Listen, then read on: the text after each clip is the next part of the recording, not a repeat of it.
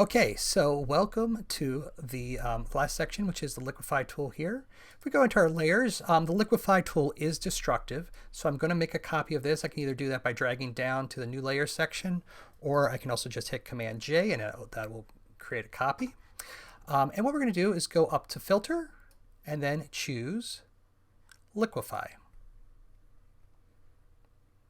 Now the Liquify tool has a lot of options, and I'm using a slightly older version than the one that's currently available, which actually has some things where it lets you kind of turn the head and stuff like that. But overall, it should be similar enough to make sense. So we have here the face aware Liquify, where you can do simple things like make the eyes bigger or smaller. And once again, watch all of this before you start going with it, because you're going to get so caught up in kind of playing with this stuff that you might kind of lose yourself in it.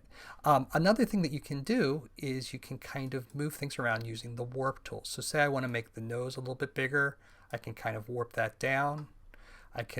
One of the things that this is often used for, which I think we have now, the ability to make a smile, but I can smile them up a little bit, or I can make them frown.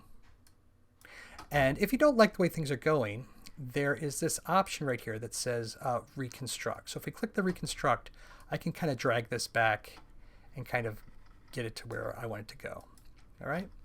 So that is, I'm just going to kind of go through these different tools here. That's the forward warp tool.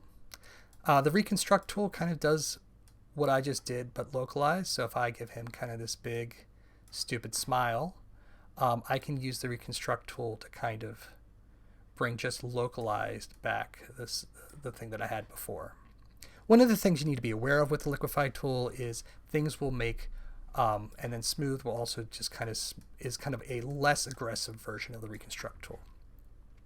We have the Twirl tool, which basically twirls things. So you can see right here it goes clockwise. If I want to go counterclockwise, I can hold down the Option or Alt key on the PC and rotate counterclockwise. So I could give Tom Cruise a really weird kind of squinty face.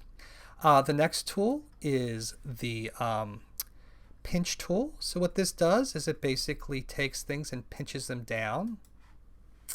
The opposite is the Bloat tool. This is often used on eyes, and this was what was used on the eyes beforehand. You can kind of bloat things up. A lot of times this is done on both the lips and the mouth. This kind of flips things. It's kind of weird. And then you have the ability to kind of map things out. So let's say that I want to kind of shrink his whole entire face. I can go through, and this is called the freeze tool, but basically what I'm doing is just saying everything that's under this red layer, I don't want to be manipulated. So I'm just kind of getting all of his hair here. And all of these brushes, you can use the bracket keys to make them larger or smaller. All right, I went a little bit too far there, so I can use this opposite one, which is, I think, the thaw tool they call it, but it's just pretty much doing the same thing. It's just kind of getting rid of those areas there. And then if I were to go in and say, for instance, use the shrink tool, I can suck his entire face down, but you can see that even though it's going into his hair and stuff like there, it's not changing it. This is just the face tool again, and then you've got your hand and zoom tool, which again, I would just use the space bar and the plus and minus. And then once again, just kind of looking at that Reconstruct, you can kind of go in between these.